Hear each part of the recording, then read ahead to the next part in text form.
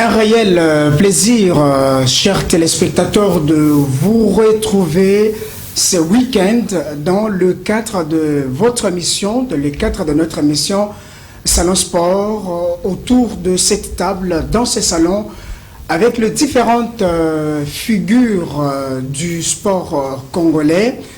Un réel plaisir également pour vous qui nous suivez, vous qui avez toujours eu le temps de nous écrire à travers notre numéro WhatsApp affiché sur votre écran. Vous pouvez nous appeler, surtout nous écrire à travers ces numéros pour vous poser vos questions, vous nous donner vos orientations. Surtout, posez vos questions à notre invité qui est sur ce plateau. Et pourquoi pas aussi solliciter votre participation, comme nous l'avons toujours dit. Dites-nous exactement ce que vous faites à travers donc, vos clubs, vos associations, vos mouvements et structures sportives. Nous sommes là pour vous. C'est autour de ces salons que nous nous retrouvons pour différentes thématiques relatives au sport congolais, surtout les autres sports à part le football. Parce que nous n'allons pas aimer une couleur tous, et nous n'allons pas aimer la même chose, n'est-ce pas? Le goût et les couleurs ne se discutent pas, comme les Français le disent. Pour ce samedi, nous avons un réel plaisir de recevoir pour vous une grande figure du monde sportif. Vous allez découvrir, je l'avais promis autrefois sur ces plateaux, que nous aurons à inviter sur ces plateaux celui qui est habilité à parler du rugby à travers la République démocratique du Congo. Il est donc le président ad intérim de la Fédération congolaise de rugby. Alors vous allez découvrir ces personnages avec nous sur ces plateaux. Mais déjà pour vous qui voulez assez qu'on parle de vos services, qu'on parle de vos produits, vous qui voulez assez que nous puissions à travers ces plateaux de Salon Sport parler de ce que vous faites exactement, c'est une occasion de nous écrire à travers notre numéro et nous allons vous recevoir. Ce sera un réel plaisir de décorer ces plateaux avec vos produits, vos services et surtout que nous sommes votre partenaire d'excellence. Nous recevons Donatien Kayenge, c'est ça son nom, il est le président ad intérim de la Fédération congolaise de rugby. Ça fait longtemps que j'avais promis sa présence sur ce plateau de Salon Sport. Donatien Kayenge, bonjour. Bonjour cher ami Patrick. Un réel plaisir de vous recevoir sur ce plateau. Le plaisir est partagé mon frère. Après beaucoup de rendez-vous manqués, je l'avais promis aux téléspectateurs plusieurs fois. Voilà, aujourd'hui, vous êtes là. Merci d'avoir répondu à notre invitation, monsieur Donatien. C'est moi qui vous remercie et je remercie la chaîne de cette opportunité. Je me retrouve dans un cadre que je respecte. Merci pour tout ce que vous êtes en train de faire. Je remercie les responsables de cette chaîne. Merci. Et je pense que nous allons avancer petit à petit pour faire des merveilles entre vous, les médias, et nous, les sportifs. Merci, monsieur Donatien Kayenge. Le plaisir est vraiment partagé. Vous êtes président d'intérim de la Fédération congolaise de rugby. Ça fait longtemps, mais on s'inquiète. Moi, personnellement, je m'inquiète de cette léthargie, de ce silence que vous avez eu à manifester. Cela est dû à des petits soucis. Petits soucis, peut-être pas, mais les réalités sur le terrain font que nous étions obligés à un certain moment de nous attarder plus sur ce qui est administratif, parce que vous devez savoir que nous avons eu, et nous avons encore jusqu'à ce jour, un conflit statutaire au niveau de la Fédération congolaise de rugby. Nous en avons parlé à plusieurs reprises, mais nous sommes attardés sur le côté administratif sans pour autant laisser le côté sportif, parce que nous sommes toujours sur le terrain. Là, bientôt, nous allons tenir la phase finale du championnat national et de la Coupe du Congo. Donc nous sommes en train de travailler sur le plan sportif, mais nous avions plus axé nos forces sur le plan administratif et juridique pour pouvoir justement décanter cette situation de conflit qui perdure depuis plus de 2 ans. Donc c'est un peu ça la situation qu'on a aujourd'hui. Les forces centrées sur le plan administratif, qu'est-ce que vous voulez dire concrètement? C'est au niveau de différents documents que vous devez avoir ou c'est au niveau de l'organisation de la FECO Rugby? Bon, j'ai parlé du conflit statutaire qui règne, qui a finalement élu domicile. Depuis plusieurs années maintenant, président de Nassi. Effectivement. C'est-à-dire que nous sommes arrivés au point de comprendre que l'État congolais s'est abstenu.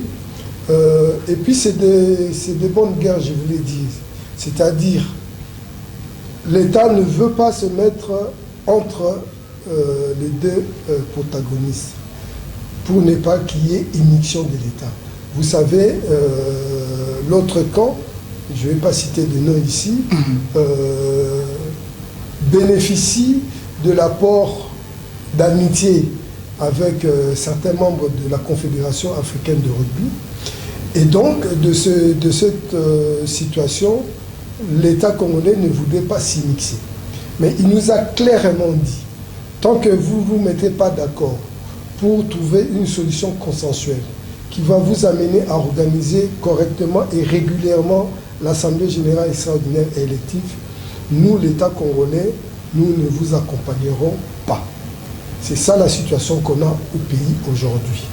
Et malheureusement, les amis ne comprennent pas que nous devons nous entendre, trouver un motif validiste pour que nous puissions avancer et aider cette jeunesse-là à pratiquer sa discipline correctement. Les intérêts partisans ne pondent rien. Ça, c'est une réalité et l'histoire l'a démontré. Donc, l'État congolais dit de ne pas nous accompagner. Nous risquons justement de tergiverser alors que les amis en face, sur le plan sportif, ils n'ont rien. Ils ne gèrent pas les ligues et ils ne gèrent qu'un petit groupe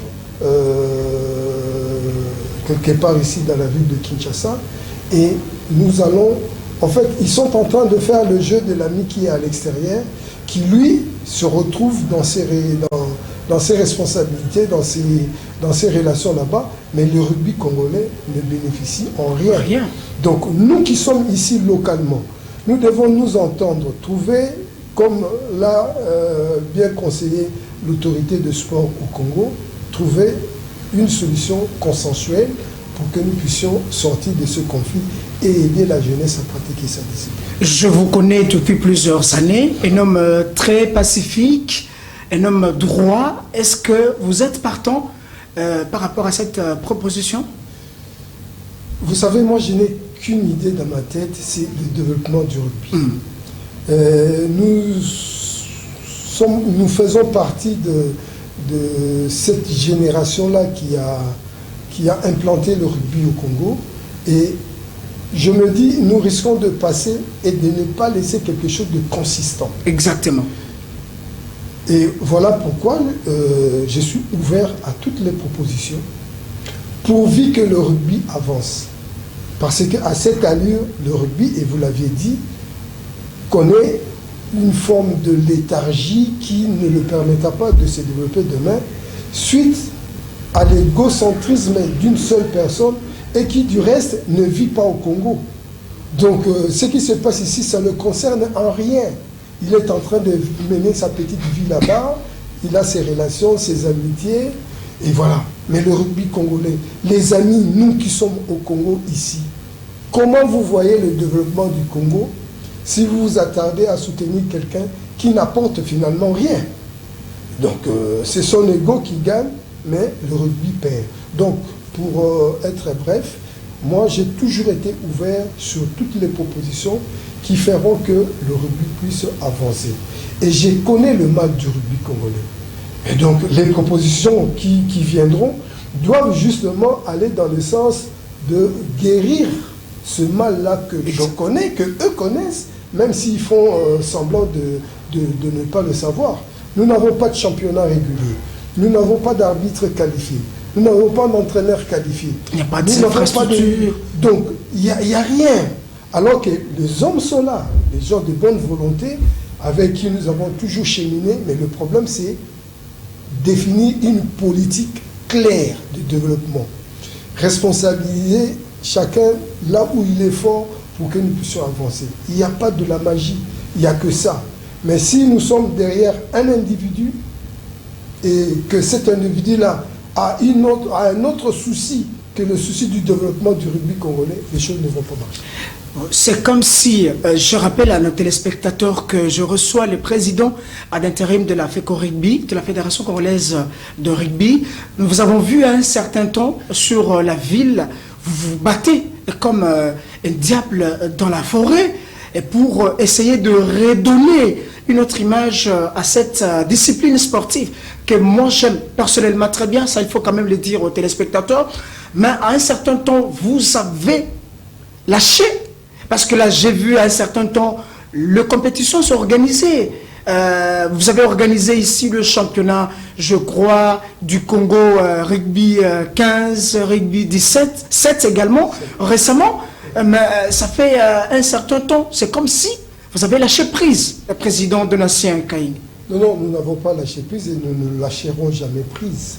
Et vous savez, quelle que soit l'issue de ce conflit, le rugby, ça coule dans le sang. Exactement. Et je ne suis pas seul. Il y a un grand groupe qui pense que nous devons mettre la main dans la pâte pour essayer de développer la discipline. Mais il n'y a pas eu de relâchement possible, c'est-à-dire que là, les choses se sont faites d'une autre manière que nous l'avions fait la saison passée, et nous sommes en train de progresser. Je vous dis que nous avons des écoles de rugby, et là, déjà le 23, nous allons faire encore une petite manifestation, je mets ça entre guillemets, avec les orphelinats de la ville de Kinshasa. Nous travaillons avec eux. Donc nous allons progressivement. Vous savez, on n'a pas voulu trop disperser nos forces parce que jusque-là, sur le plan administratif, rien n'est quasiment clair. Je le disais tout à l'heure ici, les autorités nous ont conseillé d'une certaine manière et nous sommes en train de travailler dans ce sens-là. On arrivera à un moment, cette situation-là va se décanter. Nous sommes en train de faire du lobbying à gauche et à droite, nous sommes en train de travailler et le fruit donnera. Soyez-en sûrs, nous passerons encore sur cette chaîne pour vous dire voilà l'orientation qui a été donnée, voilà les réalisations qui vont se faire. Je rappelle à nos téléspectateurs, pour ceux qui veulent bien poser leurs questions à notre invité sur ce plateau, vous pouvez nous écrire à travers le numéro affiché en bas de vos petits écrans. Ça va nous parvenir et nous allons poser, n'est-ce pas, la question à notre invité qui est là avec nous à travers ces salons sport. Président Donatien Kaïnga, vous avez beaucoup d'années dans cette discipline sportive qui est le rugby. Exactement, c'est quoi le nez du problème? Selon vous, qu'est-ce qui ne marche pas? Qu'est-ce qui bloque exactement le développement de cette discipline sportive en RDC? Est-ce que c'est la mauvaise foi des hommes qui sont autour de cette discipline? Est-ce que manque de la conscience ou des consciences ou c'est manque il y a le conflit de leadership? Selon vous exactement, qu'est-ce qui est à la base de cette situation? Et comment faire pour décanter cette situation et laisser le jeune sportif, le rugbyman qui aime leur discipline, évoluer? Vous savez, cher ami, déjà je voulais rectifier ta question en disant pas selon moi. Sinon, ça serait jugé parti. Selon le sport congolais. Les règles sont définies. Exactement.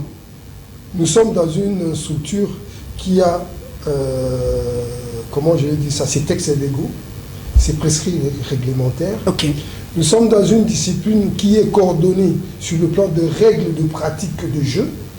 Donc tout ça, c'est déjà déterminé. Ce n'est pas moi, c'est déterminé. Très bien. C'est comme le code de la route. Quand vous stationnez mal, c'est pas le problème du policier. Vous avez mal stationné. Donc, vous devez être sanctionné. Le problème du rugby congolais, c'est lequel? C'est au niveau des hommes, le leadership. Nous avons, depuis plusieurs années, cheminé petit à petit dans l'organisation, dans la mise en place de structures pour que nous puissions arriver à avoir une fédération digne comme il se doit. Il fut en 2004 aussi, si je m'abuse, on a pour la première fois mis les statuts de la fédération en place.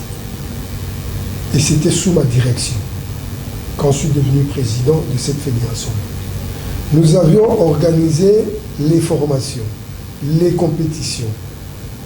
Et en 2012, nous avions pensé, pour des raisons évidentes, que nous ne puissions pas avancer malgré tout ce que nous avions fait. Nous avions donc décidé de passer à la vitesse supérieure et donc de prendre avec nous quelqu'un qui avait un certain ancrage politique. Et ce monsieur arriva, mais avec une autre vision, pas la vision de développer la discipline. Et vous savez, je ne veux juger personne, mais nous sommes souvent des abeilles qui suivent le miel, mais alors que tout miel n'est pas mangeable. Okay. Donc ça se fait comme ça, et il y a eu justement ce problème de leadership, de manque de politique claire et efficiente de développement, et ça a conduit justement à abrutir certaines personnes pour ne plus voir la discipline, mais voir les intérêts égoïstes. Donc tout ça, ça a créé que les choses n'avançaient pas. Or, une fédération, c'est tout d'abord l'athlète, le club, et puis les entités du genre entente, ligue, qui à la fin forment la fédération. Mais si vous n'avez pas de club structuré, vous n'avez pas de ligue structurée, il n'y a pas de compétition, il n'y a pas structuré, voilà. Donc automatiquement vous n'allez pas avoir de compétition et la fédération ne va pas exister. Donc c'est ça le véritable problème du rugby, c'est le leadership et le manque de politique réelle. Nous sommes engagés à pouvoir changer les choses, à pouvoir permettre que les principes édictés qui sont connus de tous soient respectés. Mais on a été mal compris et taxé de traître. Mais malheureusement, au lieu qu'on fasse, ils fassent des choses à la régulière, même déjà au niveau de l'organisation de l'Assemblée générale, c'était tronqué avec beaucoup d'irrégularité. Et sur le terrain, on peut se le dire aujourd'hui, depuis 2020 jusqu'à aujourd'hui, qu'est-ce qu'ils ont réellement réalisé? Rien ne tourne. Ils ont fabriqué un match international entre Congo-Brazzaville et Kinshasa au mois de septembre, mais une équipe nationale est la résultante de tout ce qui s'est fait à la base. Justement, il y a cette sélection, voilà. Et on a une équipe pas chercher quelques gamins à la cité. Le former dans une semaine, et puis ils portent le maillot pour national. Vous dites l'équipe nationale, c'est bien malheureux. Mais le problème, après ce match-là, qu'est-ce qu'il y a eu après? Parce que c'est tout ça. C'est une continuité. C'est ce que nous disons. Il n'y a pas de politique claire, réelle, efficiente et efficace définie pour que nous puissions aller de l'avant. C'est des actions tape l'œil pour qu'on voit qu'on existe. Donc c'est un peu ça le problème du rugby. Non, en tout cas, le sportif, les dirigeants sportifs congolais doivent comprendre cet aspect des choses.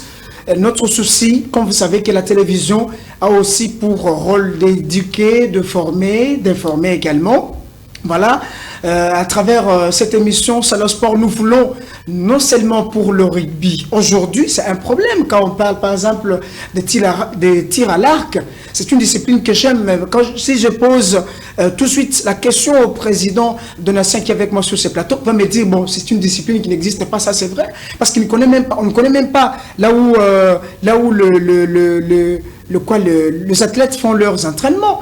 Tout de suite, si je pose la question de savoir où est passé, par exemple, le grappling, la natation, c'est pratiquement difficile de répondre à ce genre de questions.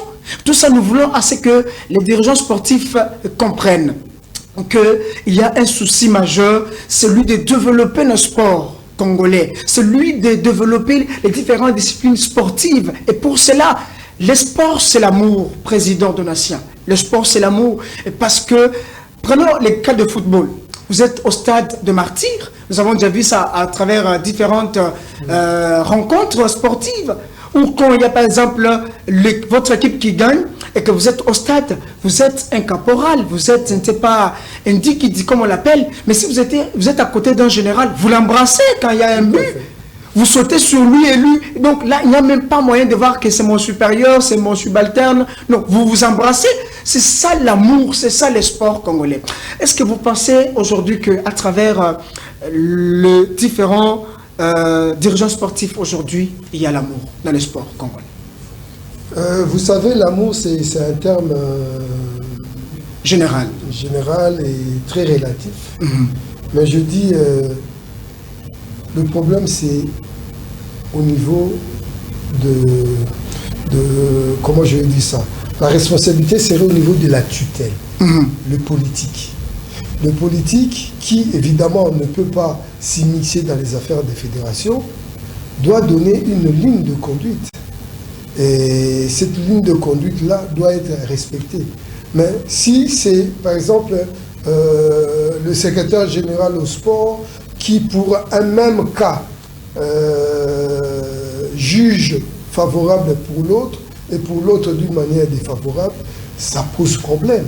J'en parle parce que aujourd'hui, je peux dire que je suis victime de ce genre de traitement.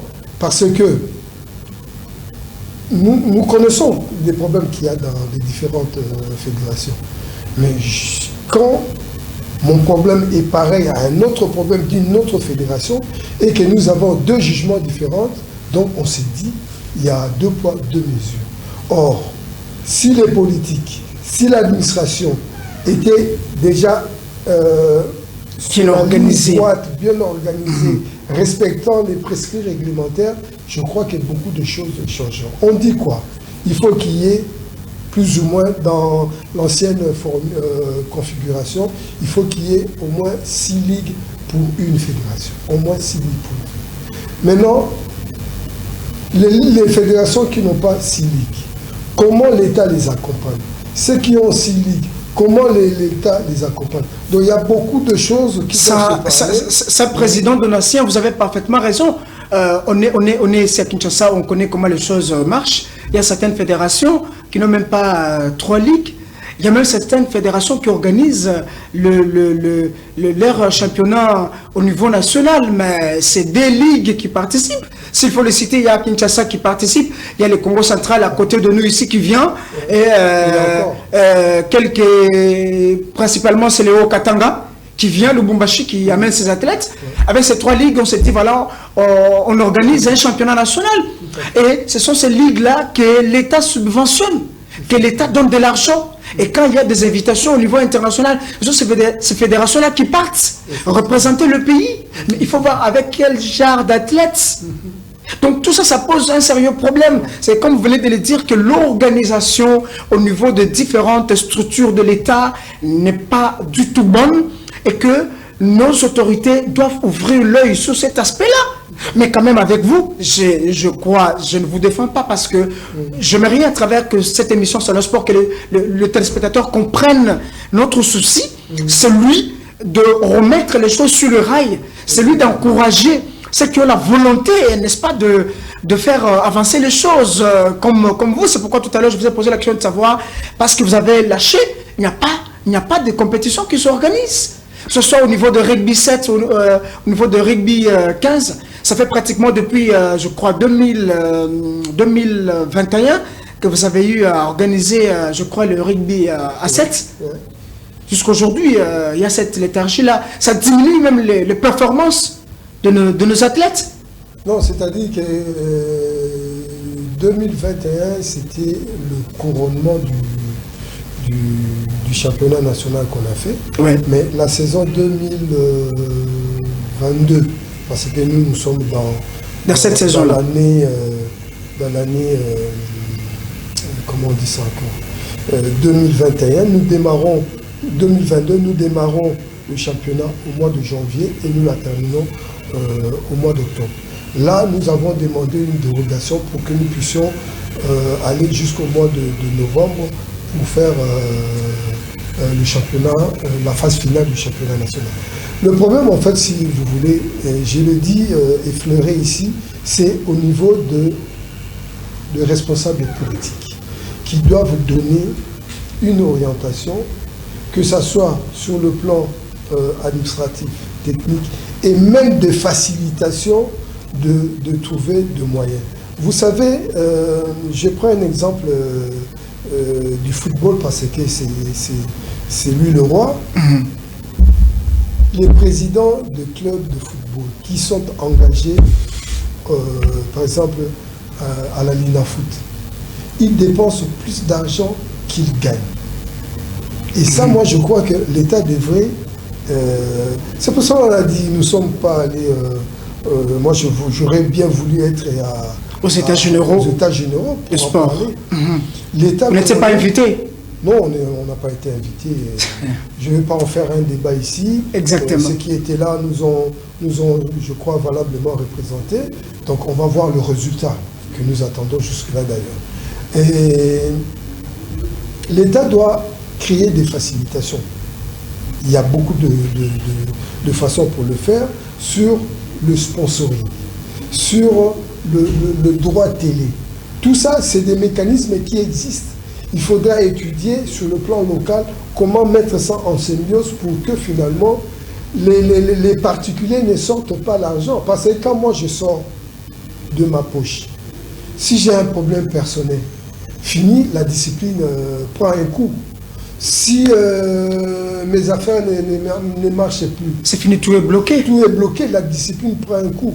Donc l'État devrait permettre justement à ce que puisse mettre des mécanismes par rapport aux grandes firmes commerciales qui sont acquises au pays, une certaine facilité sur les taxes.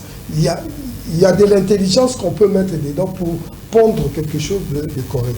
C'est-à-dire il faudrait un peu, je vais dire, laisser la charge financière à une organisation que de laisser dans la poche d'un individu.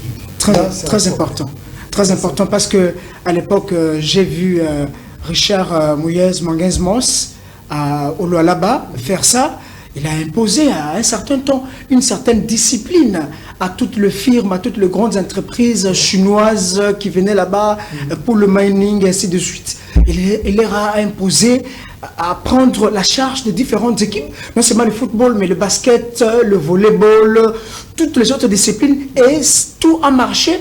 J'ai vu à travers différents sports la prise en charge de toutes ces entreprises, que ce soit au niveau financier, au niveau des équipements, et c'était comme ça organisé. C'est cette politique-là qu'on peut aussi adopter et s'imposer dans ces cas-là, parce que toutes ces grandes entreprises qui sont sur la ville, il suffit seulement de mettre cette politique-là, et je crois que ça peut vraiment aider nos clubs aujourd'hui.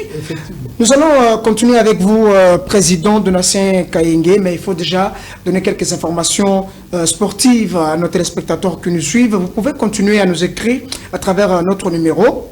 Alors, sachez qu'à travers cette émission, que le manager du boxeur Junior Ilunga Makabu était reçu depuis le 1er octobre sur l'une des chaînes ici à Kinshasa, à Congo Base TV. Alors là, il a annoncé que le combat de ce champion du monde de la WBC, tel que c'était prévu au stade de Martyr, n'aura pas lieu compte tenu de moyens financiers du gouvernement.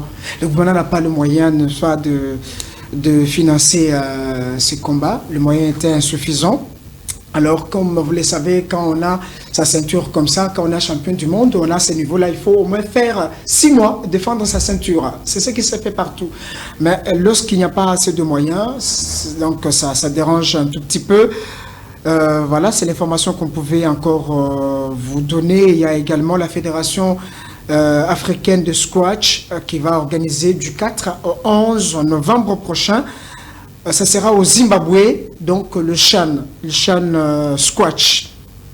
15 pays sont invités à participer à cette grande compétition, mais par rapport à cette compétition, comme on l'avait dit la fois passée, la République démocratique du Congo continue aussi à peaufiner, n'est-ce pas, des stratégies, à mettre toute le batterie en marche parce que la RDC est parmi les 15 pays qui vont participer à ces premiers champs. Donc c'est le championnat d'Afrique des nations champs. Donc la RDC va prendre part à cette grande compétition parmi les 15 pays. C'est une fierté pour nous. Je crois qu'il y en a quand même nos ambassadeurs qui peuvent nous défendre très bien, valablement à travers cette compétition.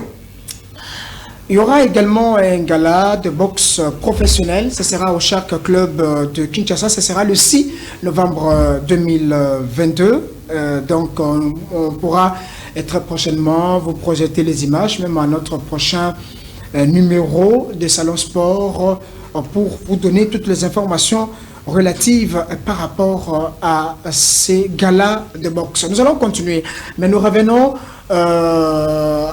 ici sur ce plateau avec notre invité qui est le président d'intérim de la Fédération congolaise de rugby. Président de l'ancien, à la manière où vont les choses, vous ne pensez pas que le rugby va tendre ou tend tout doucement à sa disparition si au moins vous ne vous mettez pas d'accord pour permettre à nos ambassadeurs de s'approprier cette discipline?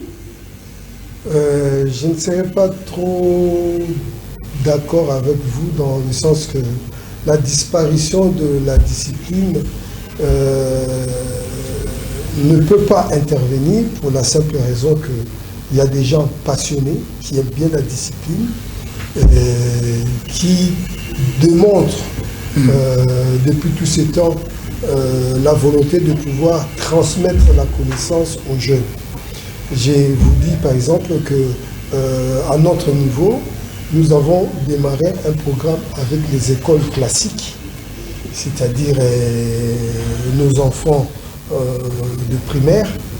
Et ça va permettre justement que... en fait, le problème de nos différentes disciplines nouvellement connues, si je peux le ça doit rentrer dans la vie quotidienne de tous les Congolais. Exactement. C'est-à-dire, quand on parle, vous avez cité de tir à l'arc, tout Congolais peut dire 2 mots sur ça. Exactement. Quand on parle du rugby, tout Congolais peut dire 2 mots dans ça. C'est-à-dire, en ce moment-là, ça rentre dans la culture du Congolais, et donc sa pratique deviendrait facile. Ça, c'est le travail que nous avons commencé avec les jeunes. Très bien. Nous allons commencer comme ça. C'est une bonne politique. J'ai parlé tout à l'heure des orphelinats. Là, on a déjà suffisamment travaillé depuis quasiment 1 année.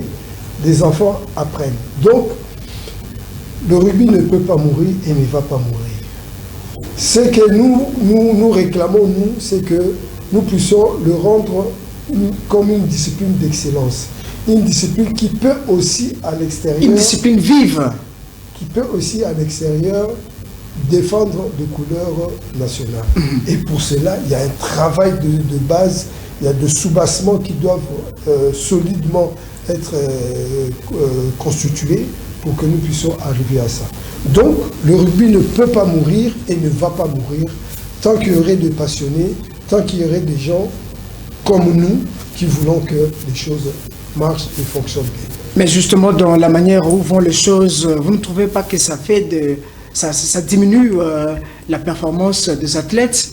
Et c'est une discipline très complexe, une discipline de contact, ainsi de suite. Alors, quand il y a beaucoup de mois qui passent comme ça, il n'y a pas de compétition, est-ce que ça ne diminue pas la performance des athlètes?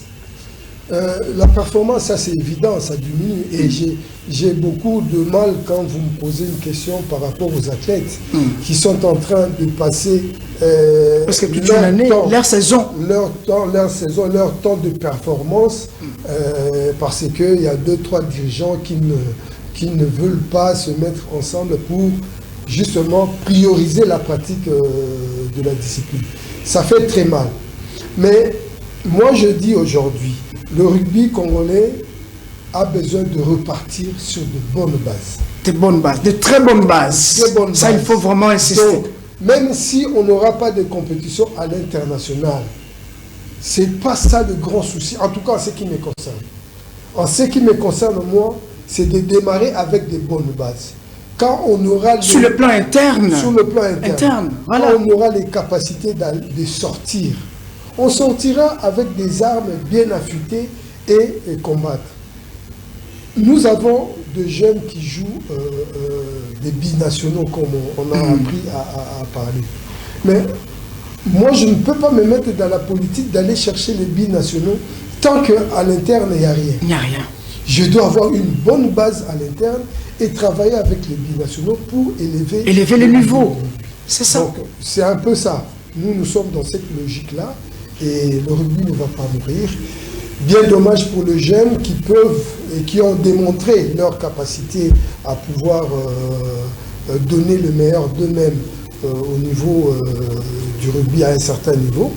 Mais bon, les choses sont ainsi. Quand ça patauge, il faut qu'il y ait des victimes. Et malheureusement, ils sont des victimes.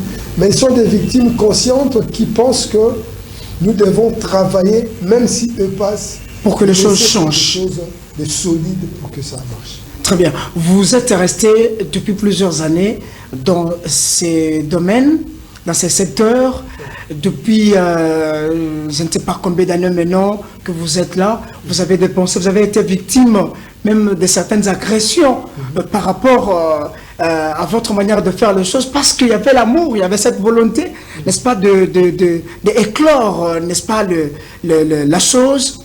Vous n'avez pas baissé le bras, vous avez dépensé jusqu'à aujourd'hui. Est-ce que, jusqu'à cette étape, vous pensez qu'il y a encore une lueur d'espoir qui peut apparaître jusqu'à ce niveau pour, même si vous ne gagnez pas, je le dis tout à l'heure, sur le plan financier, sur le plan physique, mais quand même sur le plan moral, ou soit vous vous dites aujourd'hui que voilà, je peux prendre ma retraite calmement, mais content d'avoir laissé certaines pistes sur lesquelles ceux qui peuvent venir peuvent danser.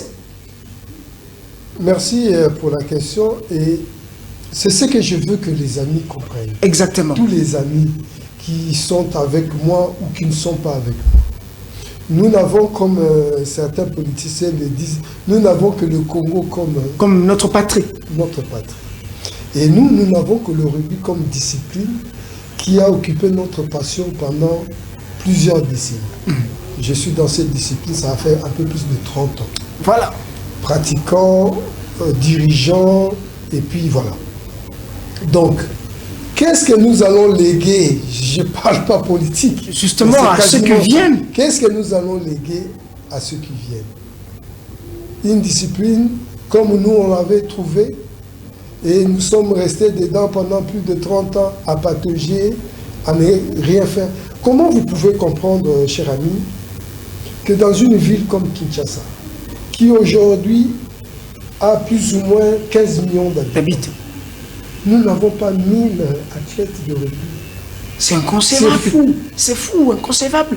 Même le football américain qui vient aujourd'hui est très avancé par rapport à vous. Et pourtant, le football américain provient de rugby. C'est une émanation de rugby. Tout à fait. Donc, vous comprenez que les gens doivent avoir une politique de vision. Nous n'avons même pas 1000 athlètes de rugby à Kinshasa, dans une ville où nous sommes à près de 15 millions. Alors nous sommes en train de réfléchir pour effectivement changer la donne. Si nous pouvons ne fût-ce qu'avoir dans chaque commune 1000 pratiquants, par exemple, ça va nous faire à Kinshasa 24 000. Et c'est énorme. Énorme. Et ce n'est pas de la magie, président de la CEP. Ce n'est pas de la magie. C'est juste à mettre une politique managériale très bien déterminée, très bien orchestrée, et puis c'est fini. Voilà pourquoi nous pensons que nous devons nous mettre ensemble et trouver la solution. Voilà pourquoi nous pensons que nous devons gérer la Fédération congolaise de rugby, parce que nous avons des idées novatrices pour que nous puissions faire avancer les choses.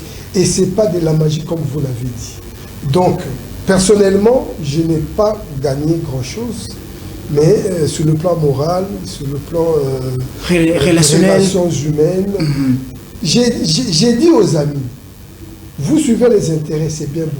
Mais moi, je ne connais pas quelqu'un, en tout cas, on va les compter sous le doigt de la main, qui est devenu riche à travers le sport. Exactement. Je n'en connais pas. Je suis à haut niveau de responsabilité au niveau du sport depuis les années 2000. C'est des gens que je côtoie. Oui, peut-être il a fait un truc, je ne vais pas citer des noms ici, il a eu 2000, 5000, 10 000, mais 10 000, ça n'enrichit pas quelqu'un. Donc tu auras eu un moment de vie paisible, après tu es la même personne. Donc on ne s'enrichit pas en tant que dirigeant au Congo de l'argent du sport. On est plus passionné. Il y en a qui ont eu la chance, appelons ça chance, d'en profiter. Ils en connaissent le mécanisme et c'est pas ça mon problème. Mais je dis, quand on est passionné, j'ai parlé des présidents de clubs de football ici, quand tu dois prendre le billet pour Kisangani, pour Lubumbashi, pour le Bas-Congo, c'est de l'argent. Mais après, Vodacom vous donne 100 000. Ça représente rien. Mais on quand ils font toute une saison, c'est plus que ça. 100 000 le champion. Et les restes, je ne sais pas combien ils gagnent. Donc même le champion avec les 100 000, il n'a pas gagné. Il n'est pas satisfait. Il n'a pas eu le retour. Donc tout ce que nous faisons, c'est de la passion. Alors quand on est passionné, on doit avoir de l'amour, on doit avoir une certaine vision par rapport à la génération. Tu as été content d'avoir pratiqué la discipline. Donne aussi la chance à ceux qui viennent de pratiquer la discipline différemment de la manière que toi tu l'as pratiquée. C'est un peu ça le souci.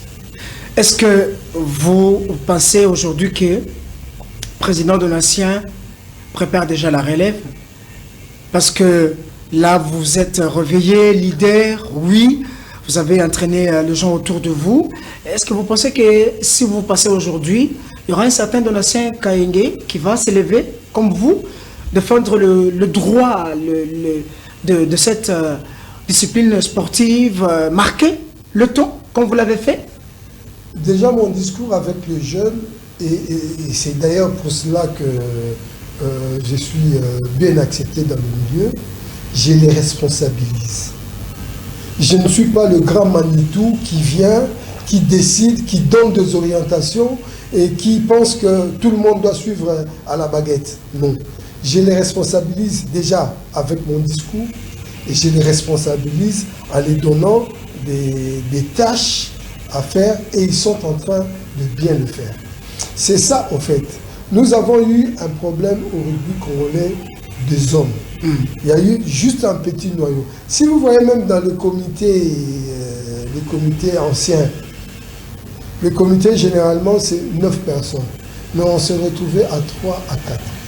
Les 5 là, c'était des gens perdus dans la nature parce que quelqu'un est allé les chercher et le maître est là et tout. Donc aujourd'hui, nous devons faire ce qu'on dit à l'église, l'évangélisation en masse, pour que nous puissions avoir des jeunes qui comprennent la vision des choses, qui comprennent qu'en étant passionnés, on a des obligations pour la génération future. Donc, il y a un discours, je les responsabilise, et je crois que demain, on aura plusieurs Donatien Kaenge, et ça ferait justement que les choses puissent bouger. Et si vous avez un Donatien Kaenge à Anjili et un autre à Kitambo, ça veut dire que les deux pôles vont bouillonner. Et c'est le travail que nous sommes en train de faire. Et différemment à certains de nos amis qui pensent qu'il y a quelqu'un et sans cette personne-là, les choses ne vont pas marcher. Et l'argent, je l'ai toujours dit, l'argent ne suffit pas pour développer une discipline. Ok. Et l'argent, c'est des hommes qui les cherchent avec les mécanismes.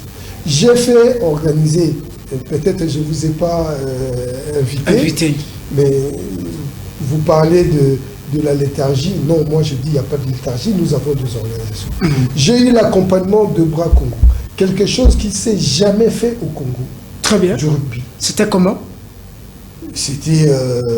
Nous avons organisé le championnat de rugby à 7. À 7. Et nous avions fait la finale de la phase aller sur le terrain à Sosa, à Kassavou. La Bracongo nous a accompagnés, RTL nous a accompagnés. Je m'excuse de parler à la télé comme ça. D'accord, sur ce plateau. La chaîne peut me taxer. Mais bon, voilà. J'étais obligé parce que il faut stigmatiser les choses. Nous sommes allés vers eux avec un discours et ils ont mordu à la maison. Nous avons eu cette collaboration. Ce qui ne s'est jamais fait au Congo.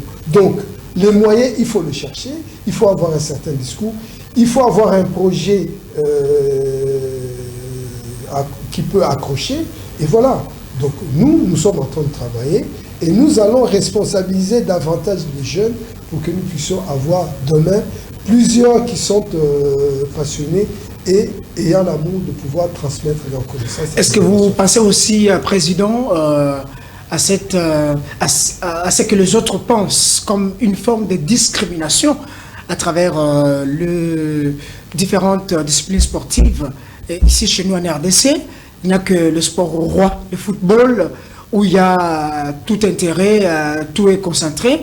Mais quand il faut parler de rugby, quand il faut parler de grappling, quand il faut parler de rekendo, quand il faut parler de karaté, donc là, on fait semblant. Vous pensez aussi à cette hypothèse? Bon, je ne voudrais pas,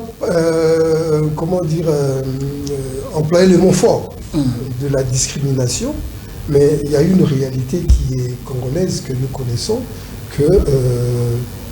il y a des disciplines qui sont privilégiées, qui reçoivent facilement l'accompagnement du gouvernement. D'ailleurs, moi, à ce niveau-là, je ne suis pas tellement d'accord. On reviendra sur la discrimination. C'est ton mot que j'emprunte. Mais je voulais dire que je ne suis pas d'accord pour cette injustice. Non, mais au-delà de l'injustice, je voulais plutôt parler de l'accompagnement de l'État, rien que pour les manifestations à l'international. Donc, vous ne vous occupez pas de l'athlète, de là où il est dans son manon natal, ou dans Achikapa, ou je sais, à Boma, au Sankourou. Vous vous occupez pas de lui à l'Ituri. Vous vous occupez pas de lui. Vous attendez qu'il soit invité à l'international pour donner de l'argent. Mais vous attendez qu'il donne quel résultat là-bas? Très bien, ça c'est un aspect très important. Ça veut dire, nous sommes les partenaires privilégiés du gouvernement, en tant que des aspects discrimination. C'est nous qui sommes sur le terrain. Moi, j'ai toujours pensé que nous pouvions avoir un contrat d'objectivité avec l'État congolais. Chaque fédération amenant son projet, son cahier de charges, discutant avec les experts du ministère de sport, et vous dégagez un budget. Vous mettez des mécanismes de contrôle parce que peut-être ils auront peur qu'il y ait des détournements et tout. Vous mettez un mécanisme de contrôle pour que, à chaque étape, vous dites par exemple, notre programme démarre comme nous au mois de janvier, au mois de mars, on fait telle ou telle activité. l'état de lieu pour voir ce que vous avez prévu, qu'avez-vous fait, En ce moment-là, ça veut dire que nous sommes en train de travailler avec l'athlète déjà à la base. On sait que quand l'athlète va monter, on aura un athlète prêt pour la compétition. Que ce soit au niveau international, au niveau mondial. Très bien. Donc l'État ne peut pas seulement s'occuper de voyage. Et l'État, je l'ai dit à un moment ici aussi, doit créer des mécanismes pour que nous puissions avoir de l'argent ailleurs que chez lui. Très bien. Il y a des sociétés, donnez-nous des facilités, imposer une certaine... Il y a une part sociale dans chaque grande entreprise ici. Alors dans cette part-là, ils sont assez intelligents, je ne les juge pas. Mais ils peuvent... Bon, nous retirons 1% ici, 1% ici, que nous mettons dans le fonds, par exemple, de développement du sport au Congo, qui sera, je pense, bien géré. Et nous sommes en train de régénérer de l'argent pour que nous puissions justement aider les fédérations à avancer. Donc cette discrimination-là, elle existe.